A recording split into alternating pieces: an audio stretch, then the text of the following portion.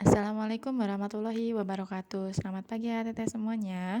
Apa kabarnya hari ini? Semoga semua dalam keadaan sehat walafiat dimanapun teteh berada. Ya dan teteh kembali lagi kita di YouTube channel mata pelajaran IPS ya. Dan Teteh minggu lalu atau pekan kemarin sudah melaksanakan ulangan harian untuk di bab 3.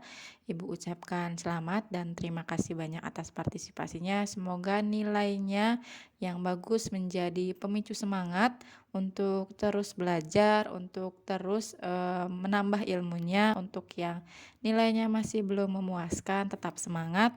Insya Allah ini sebagai pembelajaran awal supaya nanti ke depannya bisa lebih baik lagi. Ya, dan Teteh, hari ini kita mulai di bab baru. Ini adalah bab terakhir di mata pelajaran IPS, bab 4. Nah, di bab 4 ini merupakan subbab bagian sejarah yang ada di ilmu pengetahuan sosial terpadu ya. Jadi karena sebelumnya Ibu sudah bilang, jadi kalau yang namanya IPS ini terbagi menjadi beberapa bidang, khususnya 4 bidang, dan di yang bab 4 ini adalah bidang sejarah. Nah, sejarahnya tentang apa? Sejarahnya kita akan bahas mengenai masyarakat Indonesia pada masa praaksara, Hindu-Buddha, dan juga pada masa Islam. Oke, silahkan dipersiapkan alat tulisnya dan juga buku catatannya. Kemudian juga silahkan A dan Teteh untuk list kehadiran di kolom komentar supaya Ibu tahu siapa yang sudah menyimak dan sudah mencatat hal-hal penting dari materi pada pagi hari ini. Baik, dan Teteh, untuk menambah keberkahan pembelajaran kita pada pagi hari ini, mari kita mulai pembelajaran dengan membaca basmalah bersama-sama. Bismillahirrohmanirrohim. Nah, pada bab 4 ini kita akan membahas 3 hal pokok. Yang pertama yaitu mengenai kehidupan manusia pada masa praaksara, kemudian kehidupan masyarakat pada masa Hindu-Buddha, dan juga kehidupan masyarakat pada masa Islam. Nah, ini adalah kehidupan manusia di Indonesia ya khususnya. Jadi tidak di seluruh dunia, itu juga ada, tapi sebagian besar kita menyorotinya di bagian Indonesia. Ya, dan Teteh kita mulai dari yang pembahasan pertama yaitu kehidupan manusia pada masa praaksara. Apa sih yang disebut dengan masa praaksara ini? Dari dilihat dari katanya, ini masa praaksara ini terdiri dari dua kata yaitu pra dan aksara. Nah, masa praaksara ini biasa juga disebut dengan istilah lain, namanya adalah masa nirleka atau nirnya itu adalah tidak ada dan lekanya adalah tulisan. Jadi di sini bisa dimaksudkan atau bisa dikatakan masa praaksara ini adalah masa sebelum adanya tulisan atau juga disebut masa prasejarah ya. Jadi sebelum ada kita tahu gimana kehidupan-kehidupan sebelum ada tulisan ini, yaitu disebutnya adalah masa prasejarah. Kapan sih mulainya masa praaksara ini? Dan kapan sih waktu berakhirnya? Nah, masa praaksara ini dimulai sejak manusia ada, kemudian itulah titik mulainya masa praaksara ini. Adapun waktu berakhirnya masa praaksara ini adalah setelah manusia mulai mengenal tulisan. Berakhirnya masa praaksara ini tidak sama bagi tiap-tiap bangsa. Jadi ada yang sudah mulai duluan, ada yang mungkin sebagian besar belum mengenal tulisan. Misalnya saja bangsa Mesir ini dan juga bangsa Mesopotamia, mereka telah mengenal tulisan kira-kira 3000 tahun sebelum Masehi. Artinya mereka telah meninggalkan masa praaksara kira-kira 3000 tahun sebelum Masehi. Sedangkan masyarakat di Indonesia mulai mengenal tulisan sekitar abad ke-5 Masehi. Hal ini diketahui dari yupa, itu adalah batu berbentuk tulisan gitu ya, ada kayak prasasti. Nah, batunya ini bertulis peninggalan kerajaan Kutai. Jadi karena ada tulisan tersebut, dimulai waktunya terhitungnya pada saat itu, pada sekitar abad ke-5 yang terdapat di Muarakaman, Kalimantan Timur. Dengan demikian, bangsa Indonesia ini meninggalkan masa praaksaranya pada abad ke-5 Masehi. Itulah yang disebut dengan kehidupan masa praaksara. Lalu ada apa saja sih pada saat masa praaksara ini? Nah, kita bahas hari ini. Nah, A dan TT tadi kan Ibu sudah sebutkan ya, namanya juga masa praaksara, masa sebelum mengenal tulisan. Lalu gimana caranya mengetahui kehidupan manusia pada masa sebelum praaksara ini? Ada bukti apa kok bisa tahu ada kehidupan sebelum sejarah atau tulisan itu ada? Jadi, kehidupan manusia pada masa praaksara ini dapat dipelajari melalui peninggalan-peninggalan yang ditinggalkan oleh manusia tersebut. Peninggalan itu bisa berupa artefak atau fosil. Nah, artefak ini membantu kita untuk memperkirakan bagaimana perkembangan kehidupan manusia, dan fosil membantu mengetahui pertumbuhan fisik makhluk hidup pada masa praaksara ini. Jadi bisa dilihat dari hasil penemuan artefak dan juga fosil. Nah, yang akan kita bahas adalah periode-periode pada masa praaksara.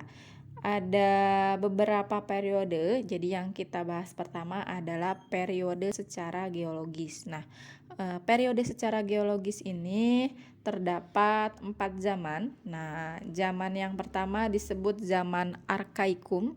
Ini disebutnya zaman tertua sejak 2500 juta tahun yang lalu. Ini kulit bumi masih sangat panas dan belum ada kehidupan.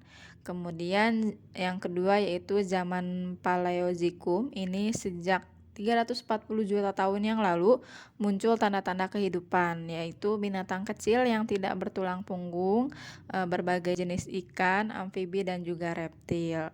Yang ketiganya itu zaman Mesozoikum. Ini disebutnya adalah zaman pertengahan, sekitar 140 juta tahun yang lalu. Dan ciri-cirinya adalah ada binatang yang mencapai bentuk tubuh yang besar sekali dan disebut juga masa zaman reptil. Masa zaman reptil ini bisa dikatakan masa zamannya pada saat dinosaurus ada. Ya, itu disebutnya adalah zaman Mesozoikum. Kemudian yang keempat yaitu zaman Neozoikum atau Kenozoikum. Ini adalah zaman kehidupan baru, sekitar mulai di 60 juta tahun yang lalu. Ada 2 zaman, yaitu zaman tertier dan zaman kuartier. Kalau yang tertier ini pada saat itu, pada zaman tersebut ada jenis reptil besar mulai punah dan juga dikuasai hewan besar menyusui. Jadi diganti ya. Jadi ketika tadi dinosaurusnya punah, kemudian berganti hewan menyusui besar, yaitu adanya gajah purba. Kemudian di zaman kuartier ini sekitar 3 juta tahun yang lalu, ini merupakan kehidupan manusia pertama kali di muka bumi. Nah, A dan TT ini yang namanya sejarah adalah kejadian masa lalu. Bisa jadi ada yang ahlinya sudah mencari tahu secara ilmiah dan lain sebagainya. Namun yang namanya sejarah ini kadang ada yang tidak pastinya, ada ketidakpastian ya.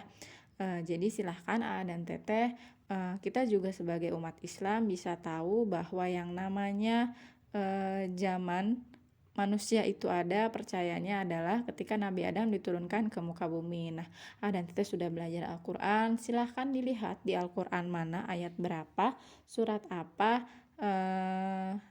ketika yang menjelaskan bahwa Adam ini diturunkan ke dunia. Nah, itu kan sudah ada kisahnya ya. Silahkan A dan Tete bisa ulik atau bisa menanyakan langsung ke guru sejarah Islam kalian, Bu Uyun ya, atau ke guru PAI. Itu sangat menarik sekali untuk kita bisa bahas bagaimana akhirnya kita bisa tahu bahwa Nabi Adam itu sangat tinggi, dan yang namanya dinosaurus itu mungkin kalau sekarang itu kayak halnya seperti kucing. Nah, kalau kita manusianya, nah kucing itu waktu zaman dulu itu dinosaurusnya. Tapi wallahu alam bishawab ya. Jadi silahkan ATT bisa cari tahu sesuai dengan yang sudah ahlinya, sesuai dengan sejarah yang ada di tafsir Quran dan lain sebagainya, di sumber-sumber terpercaya. Dan Teteh bisa cari tahu. Oke, dan Teteh silahkan. A dan Teteh boleh mencari tahu dari sekarang. Ini sangat menarik sekali untuk dibahas. Yang selanjutnya ini adalah periode secara arkeologis. Nah, secara arkeologis ini kita bisa lihat berdasarkan bebatuan dan lain sebagainya ya. Jadi penemuan-penemuan sejarah seperti tadi fosil dan lain sebagainya. Nah, ini ada 2 zaman, dibagi 2 zaman yaitu zaman batu dan zaman logam. Nah, di zaman batu ini sendiri ada 4 zaman yang akan kita bahas dan, di satu zaman ini sangat banyak sekali pembahasannya, jadi silahkan Aden Teteh boleh simak dengan baik ya. Nah, kita mulai dari zaman batu terlebih dahulu. Zaman batu ini adalah zaman ketika sebagian besar perkakas penunjang kehidupan manusianya ini terbuat dari batu. Makanya disebut dengan zaman batu. Nah, zaman batu ini ada apa saja? Ada yang disebut dengan Paleolitikum. Nah, paleo ini artinya tua, sedangkan litos artinya batu. Jadi, bisa dikatakan adalah zaman batu tua. Nah, kalau bahasa asing atau bahasa luar negeri ya, ini biasanya pengertiannya diarti ke bahasa Indonesia kan banyaknya adalah kata terbalik. Jadi kalau misalnya ada paleo dan litos, itu kan paleonya tua, litosnya artinya batu. Jadi adalah zaman batu tua karena dibalik itu tadi ya pengertiannya. Nah, ini ditemukan di Pacitan, buktinya ada di Pacitan dan Ngandong, Jawa Timur. Pada zaman Paleolitikum ini ciri-cirinya salah satunya yang pertama yaitu nomaden. Jadi kehidupan manusianya ini selalu berpindah-pindah dari satu tempat ke tempat yang lainnya. Jadi tidak menetap. Yang namanya nomaden itu berpindah-pindah. Kemudian cara kehidupannya mereka dengan cara berburu dan mengumpulkan buah-buahan serta menangkap ikan. Jadi ketika berburu kemudian mengumpulkan buah dan juga menangkap ikannya sudah habis, nah mereka berpindah.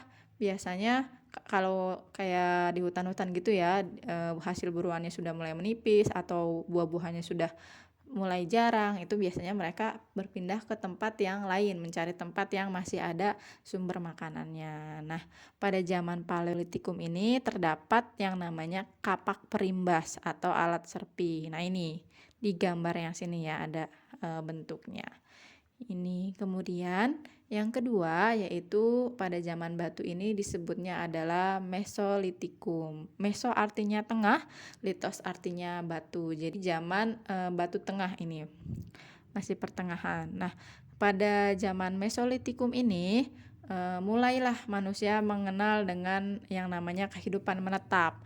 Ada disebut dengan kebudayaan Kejoken Modinger dan juga Abrysosroche. Ini Kejoken Modinger ini dari istilah Denmark ya. Jadi kejoken itu artinya dapur, sedangkan moding itu artinya sampah. Jadi biasanya maksudnya adalah sampah dapur. Nah, sampah dapurnya ini dari kulit kerang dan juga siput yang akhirnya menggunung dan sudah menjadi fosil. Ini bisa ditemukan di Sumatera ya. Ada di pantai timur Sumatera, tepatnya ada di Langsa dan juga di Medan. Nah, ini bentuknya seperti ini. Jadi saking banyaknya, saking mereka udah berburu kerang dan siputnya, akhirnya terjadilah penumpukan seperti ini, seperti menggunung. Nah, itu disebutnya Joken Modinger ya. Itu kehidupan menetap. Jadi ketahuan atau kelihatannya mereka sudah menetap dengan adanya tanda tersebut. Kemudian ditemukan juga kapak halus disebutnya dengan pebble. Ini di daerah sana disebutnya itu. Yang selanjutnya yaitu kebudayaan Abrysosroche. Ini Abrys ini adalah tinggal, Sous-nya adalah dalam, dan Roche-nya adalah gua. Jadi maksudnya kebudayaan ini adalah gua-gua yang dijadikan tempat tinggal untuk manusia purba pada saat itu dari cuaca dan juga binatang buas. Jadi mereka untuk berlindung diri dari hujan, panas itu di gua-gua, terutama juga biar terhindar dari binatang buas. Nah, itu dua kebudayaan pada zaman Mesolitikum. Jadi mereka sudah mulai kenal istilah menetap, tempat tinggal, tapi yaitu akhirnya dari sampah dapur dan juga dari gua-gua yang ada di sekitar situ dijadikan tempat tinggal. Kemudian pada zaman Mesolitikum ini juga ditemukan ujung panah, kemudian batu pipisan dan juga alat dari tulang juga tanduk rusa. Nah, ini ditemukannya di Besuki, di Bojonegoro dan Sulawesi Selatan. Ini masih dua zaman, Paleolitikum dan juga Mesolitikum. Yang selanjutnya masih di zaman batu ada yang namanya zaman Neolitikum dan juga Megalitikum ya. Zaman Neolitikum ini, neo artinya baru, litos adalah batu. Jadi zaman batu baru. Pada zaman ini terdapat ciri-ciri yaitu manusia mulai menetap dan juga menghasilkan bahan makanan sendiri dengan bercocok tanam. Kalau tadi pada saat Mesolitikum itu hanya tahu menetap saja tetapi belum menghasilkan makanan sendiri atau mencari cara bertahan hidup seperti apa belum ya.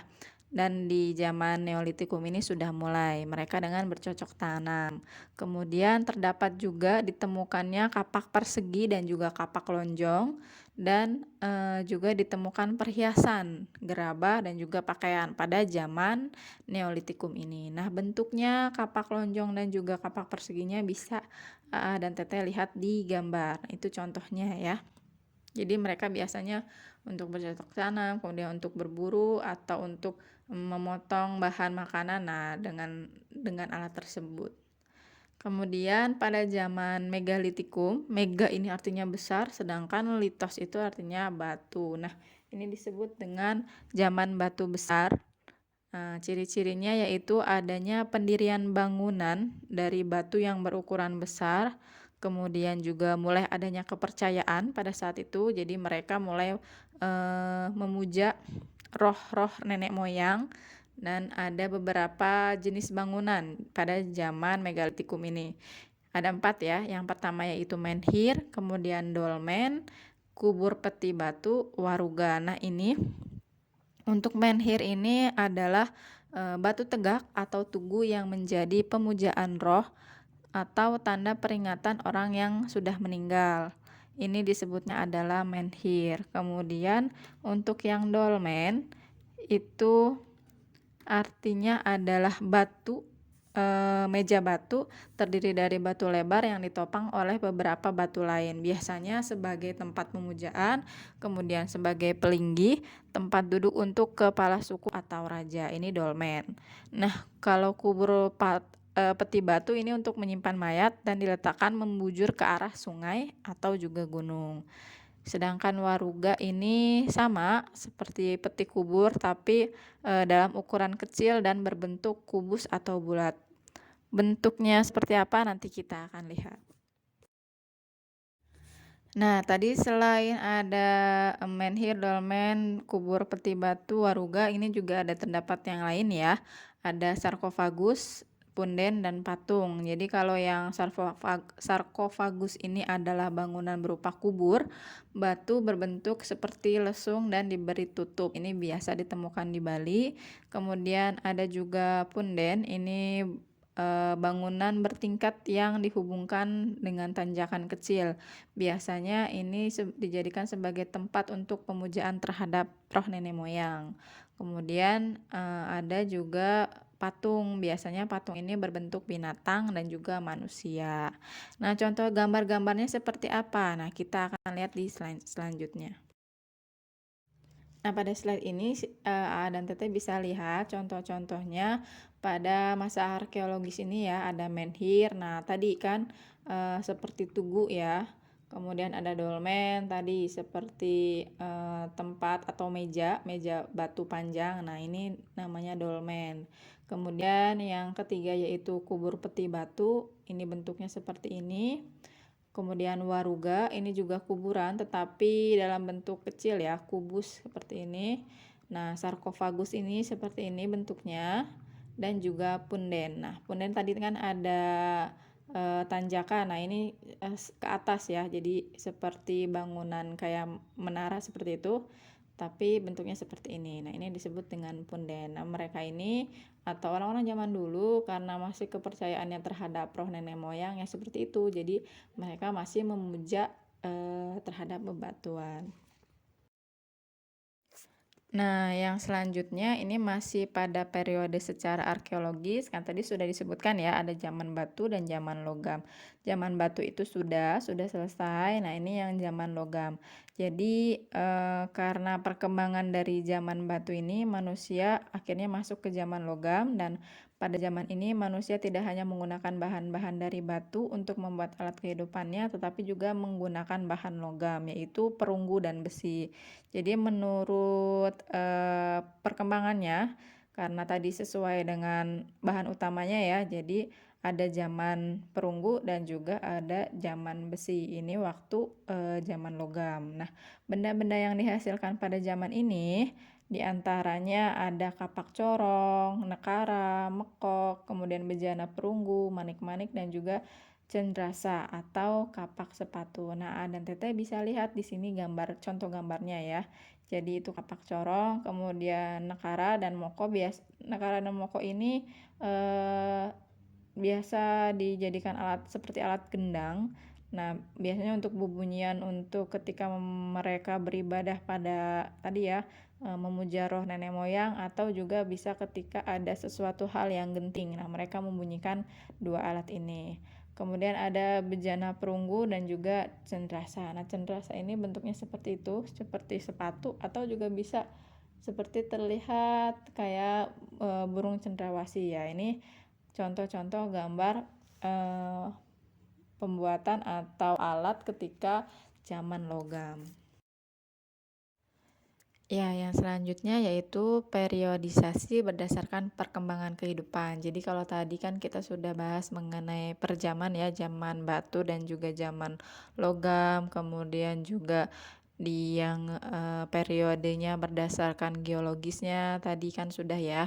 Nah, ini yang ketiga yaitu periodisasi berdasarkan perkembangan kehidupan. Jadi dilihat dari perkembangan kehidupan. Sebetulnya sudah kita bahas tadi yang di sebelumnya sudah ada zaman tadi ya sebelum mengenal cocok tanam, kemudian juga zamannya nomaden itu sudah ada. Namun di periodisasi ini juga berdasarkan kehidupannya. Jadi dilihat bagaimana perkembangan kehidupan manusia pada masa praaksara ini. Jadi seperti kesimpulannya ya, dilihat dari kehidupan ekonomi, kemudian kehidupan sosial dan juga kehidupan budayanya. Nah, kita lihat di sini ada 3 masa. Jadi ada yang pertama yaitu masa berburu dan mengumpulkan makanan, kemudian masa bercocok tanam dan juga masa perondagian. Nah, kita lihat yang pertama dimulai dari masa berburu. Masa berburu ini dan mengumpulkan makanan ini terdapat 2 masa, dibagi lagi menjadi 2 masa yaitu masa berburu dan mengumpulkan makanan tingkat sederhana.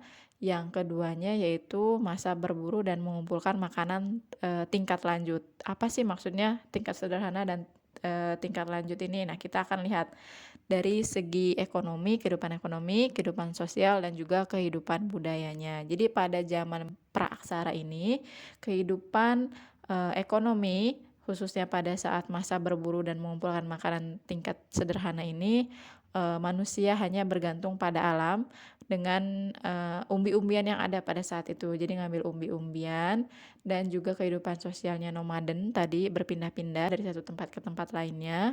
Kemudian kehidupan budaya terdapat ada yang namanya alat bantu inti yaitu alat serpi dan juga alat dari tulang kayu ya biasanya.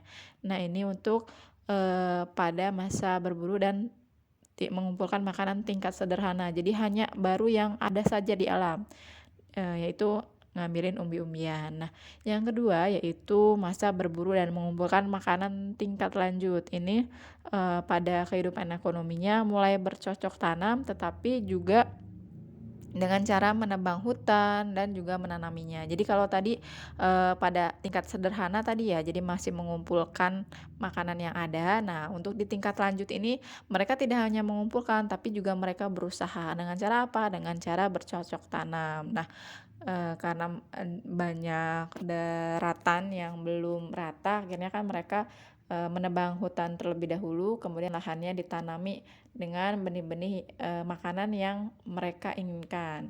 Nah, di kehidupan sosialnya ini terbentuk kelompok di gua sebagai tempat tinggal. Jadi mereka berkelompok ya tinggal di guanya.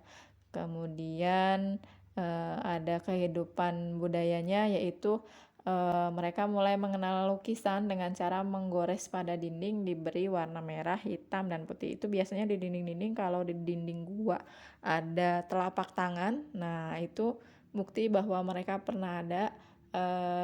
Jadi kayak kalau istilah sekarang anak-anak itu coret-coret ya, coret-coret di tembok. Nah, kalau ini mereka dengan telapak tangan. Jadi tangannya memakai tinta warna merah. Nah, tintanya ini ya berasal dari alam, dari dedaunan dan lain sebagainya. Warna merah, hitam, dan juga putih. Nah, telapak tangan ini ditempelkan ke dinding-dinding gua sehingga seperti lukisan atau gambar. Itu pada masa berburu dan mengumpulkan makanan.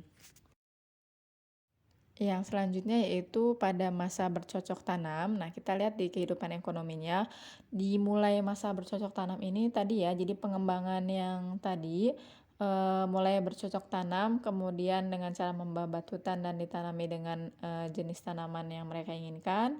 Nah, tidak hanya bercocok tanam saja, tetapi mereka juga mulai beternak, hewan unggas ya, mulai dari ayam dan lain sebagainya, itu mereka mulai beternak. Kemudian sepertinya pada saat ini juga sudah mulai mengenal, barter. Jadi pertukaran antara barang yang mereka punya dengan barang yang mereka inginkan tetapi ada di tempat lain. Ini, pada masa bercocok tanam. Kemudian pada masa ini kehidupan sosialnya ini mulai terdapat perkampungan sederhana dan dipimpin oleh kepala kampung. Jadi kalau tadi mungkin kehidupan sosialnya hanya tinggal di dalam gua saja berkelompoknya. Nah, kalau di masa bercocok tanam ini mereka sudah mulai ya tinggal yang namanya di bangunan sederhana, kemudian istilahnya ada kampung gitu ya, sudah mulai berkelompok dan disebut kampung, perkampungan. Kemudian di kehidupan budayanya ini ada yang namanya kapak persegi untuk kayu, kemudian untuk menggarap tanah dan juga sebagai alat upacara, kemudian ada kapak lonjong sebagai cangkul, ada gerabah, kemudian juga alat-alat pemukul kulit kayu. Mereka juga pada masa bercocok tanam ini mulai mengenal yang namanya perhiasan. Jadi perhiasan ini contohnya adalah gelang dari batu dan juga kulit kerang. Nah, yang selanjutnya yaitu mulai mengenal adanya roh, bahwa roh itu ada dan juga terdapat bangunan pada zaman megalitikum. Ini pada masa bercocok tanam ya, periode pada masa bercocok tanam. Nah, ini periodisasi berdasarkan perkembangan kehidupan yang ketiga atau yang terakhir, yaitu pada masa perundagian. Perundagian ini bisa dikatakan sebagai masa akhir zaman praaksara yang ada di Indonesia. Perundagian ini berasal dari kata bahasa Bali, yaitu undagi. Undagi ini adalah atau maksudnya seseorang atau sekelompok orang yang mempunyai kepandaian atau keterampilan jenis usaha tertentu. Misalnya pembuatan gerabah, kemudian pembuatan perhiasan, atau pembuatan sampan. Nah, ini disebutnya adalah undagi. Nah, pada zaman perundagian ini tepatnya adalah pada saat zaman perunggu tadi ya, zaman logam. Zaman logam khususnya pada zaman perunggu. Nah, pada saat masa perundagian ini kehidupan ekonominya mereka tadi sama masih bercocok tanam tetapi sudah mulai mengatur air, adanya pengaturan air yang di sawah, pengairan dan lain sebagainya. Kemudian juga hasil pertanian yang mereka sudah dapatkan atau hasilkan ini mulai mereka simpan untuk persediaan. Jadi mereka kan bercocok tanam ketika musim hujan, kemudian pada saat sudah musim kering atau sekarang disebutnya musim kemarau, nah hasil pertanian tadi sudah disimpan dan juga hasil pertaniannya mereka dagangkan ke daerah lain. Ini pada saat kehidupan ekonominya ya. Juga ada perkembangan peternakan. Kalau tadi hanya ternak unggas seperti ayam, kemudian bebek dan lain sebagainya. Nah, pada saat masa perundagian ini mereka sudah mulai ternak yang namanya kuda dan lain sebagainya. Itu ada perkembangan ya. Jadi yang namanya masa periodisasi berdasarkan perkembangan kehidupan ini dilihat dari sisi ekonomi, kehidupan sosial dan juga budayanya.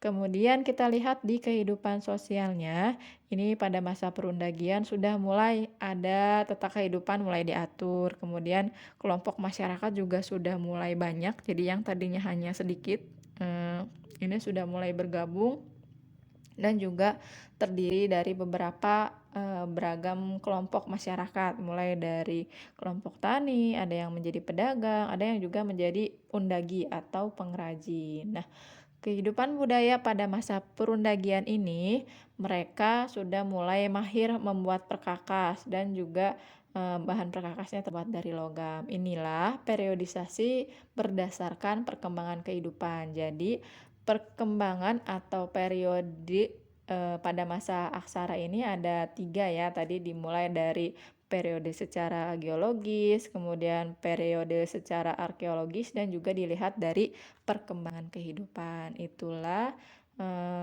zaman praaksara di Indonesia. Nah, dan Teteh untuk materi pada pagi hari ini mungkin dicukupkan sekian dulu ya. Silahkan dan Teteh catat dengan baik, kemudian simak dengan baik penjelasannya. Terima kasih banyak yang sudah menyimak dan mencatat hal-hal penting yang sudah Ibu sampaikan. Dan Teteh, minggu depan insya Allah kita akan mulai kembali untuk materi yang selanjutnya. Kita akan lanjutkan. Jadi materi di bab 4 ini termasuknya adalah materi yang panjang. Jadi silahkan dan Teteh untuk tetap semangat dalam menulis merangkum. Nah, semoga dengan usaha dan Teteh menulis atau merangkum ini sebagai cara dan Teteh untuk ingat apa yang Teteh sudah tulis. Nah, ini ya. Jadi untuk masa praaksara ini sebetulnya tinggal sedikit lagi. Nanti kita akan bahas kepada masa Hindu-Buddha. Silahkan nanti kita lihat, kita bahas supaya dan Teteh paham. Semoga materi hari ini bermanfaat dan menambah ilmu pengetahuan dan Teteh semuanya. Terima kasih banyak atas partisipasinya, dan Ibu ingatkan sekali lagi bagi yang sudah menyimak, mendengarkan, dan mencatat, silahkan tuliskan di kolom komentar kehadiran dan Teteh. Oke, baik. Mari kita akhiri pembelajaran kita pada pagi hari ini dengan bacaan hamdalah bersama-sama.